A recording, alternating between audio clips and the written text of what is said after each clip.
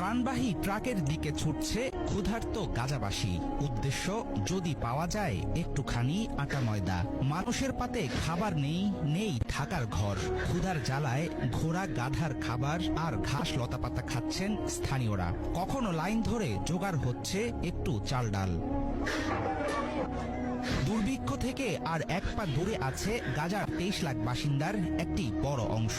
জাতিসংঘ সহ সাহায্য সংস্থাগুলো জানিয়েছে, শিগগিরই কোনো পদক্ষেপ না নিলে অনিবার্য দুর্ভিক্ষের কবলে পড়বে অবরুদ্ধ এই অঞ্চল। বিশেষ করে শিশুরা পড়েছে জটিল অবস্থায়। মানবেতর এই পরিস্থিতির মধ্যে গাজার উত্তরাঞ্চলের জন্য বিশ্ব খাদ্য কর্মসূচির ত্রাণবাহী গাড়ি আটকে দিয়েছে ইসরায়েলের প্রতিরক্ষা বাহিনী।